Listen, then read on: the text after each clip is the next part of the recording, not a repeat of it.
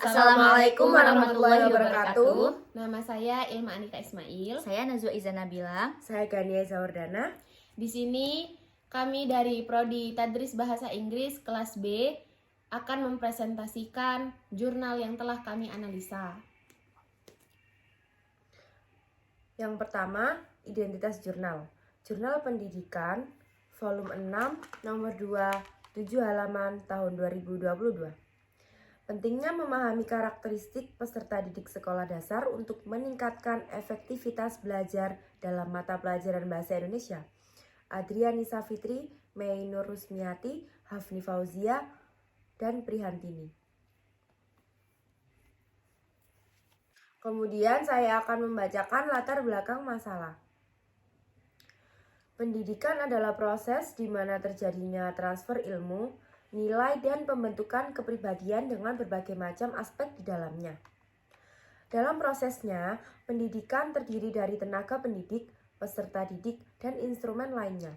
Dalam pembelajaran, pendidik memiliki peranan yang sangat penting, di mana pendidik atau guru ini merupakan seorang fasilitator yang bertanggung jawab untuk terciptanya pembelajaran yang berkualitas. Berdasarkan penelitian sebelumnya yang dilakukan oleh Ummul Khair 2018, pada sekolah dasar mata pelajaran Bahasa dan Sastra Indonesia mengutamakan kompetensi siswa dalam berapresiasi serta berbahasa sastra. Dengan pembelajaran Bahasa Indonesia, juga siswa diharapkan untuk memiliki kemampuan dalam berkomunikasi yang efektif, efisien, dan sesuai dengan etika serta norma yang berlaku baik tulis ataupun lisan. Menghargai serta bangga dalam menggunakan bahasa Indonesia, di mana bahasa Indonesia ini adalah bahasa persatuan dan bahasa negara. Menggunakan bahasa Indonesia secara baik dan juga kreatif, dengan menggunakan bahasa Indonesia, peserta didik dapat meningkatkan kemampuan intelektual, emosional, serta sosial.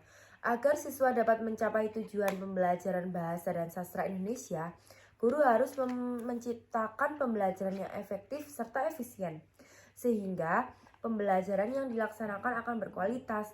Pembelajaran yang efektif ialah pembelajaran yang memberikan kesempatan peserta didik belajar secara mandiri dan seluas-luasnya. Hal ini dilakukan dengan harapan siswa dapat menemukan konsep materi sehingga peserta didik mampu memahami materi tersebut. Dalam efektivitas pembelajaran ini, guru harus mengetahui karakteristik peserta didik di kelasnya. Pemahaman terkait karakteristik peserta didik ini sangatlah penting untuk guru, sehingga dapat menetapkan strategi, model, serta metode pembelajaran yang akan digunakan.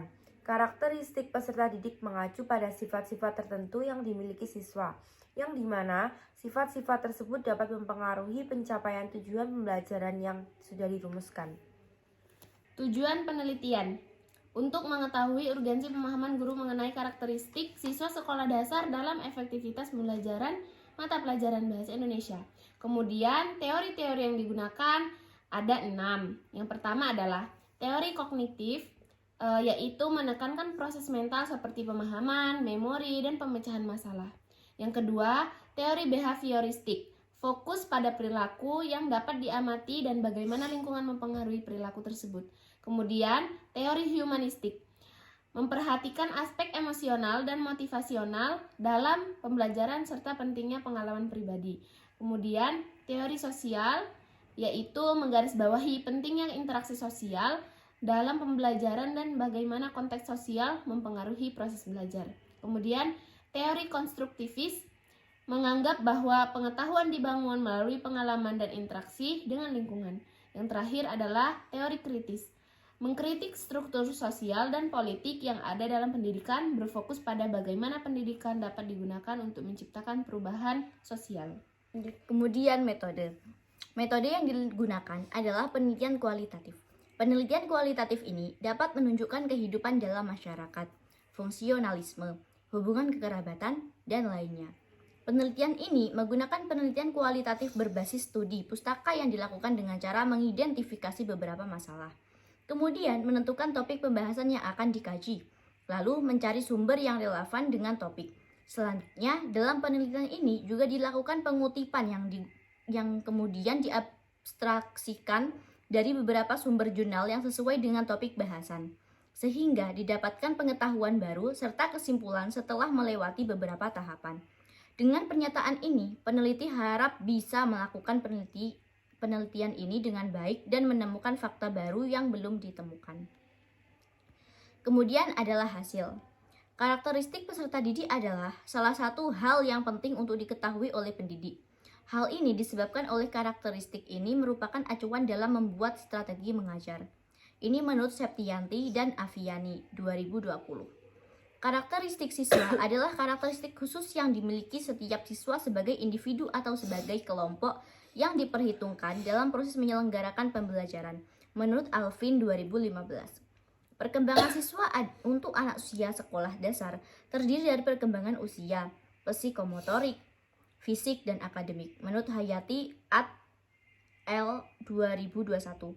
Pada dasarnya, siswa sekolah dasar masih sangat menyukai kegiatan yang menyenangkan, seperti bermain. Berdasarkan hal itu, guru tentunya harus bisa merancang pembelajaran dengan memfasilitasi peserta didik untuk dapat bergerak dengan bebas, dengan tetap berada pada lingkungan atau situasi edukasi, menurut Prastowoto 2014. Selanjutnya, kelemahan pada jurnal. 1. Generalisasi. Jika jurnal tidak mempertimbangkan variasi dalam karakteristik siswa di berbagai konteks atau daerah, hasilnya mungkin tidak dapat diterapkan secara luas. 2. Kurangnya data empiris. Jika jurnal lebih fokus pada teori tanpa dukungan data yang kuat, rekomendasi tidak sepenuhnya dapat dipertanggungjawabkan atau diterapkan.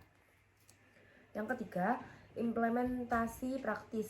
Meskipun memahami karakteristik peserta didik penting, jurnal mungkin tidak selalu memberikan panduan konkret tentang bagaimana praktek sehari-hari di kelas bahasa Indonesia. 4. Keterbatasan perspektif. Jika jurnal tidak mencakup pandangan dari berbagai pihak seperti pendidik, siswa, dan orang tua, hasilnya mungkin kurang komprehensif. Secara keseluruhan, jurnal seperti berpotensi memberikan kontribusi yang signifikan terhadap praktik pengajaran jika mengintegrasikan teori dengan data empiris dan memberikan panduan yang jelas untuk implementasi praktis. Kemudian kelebihan.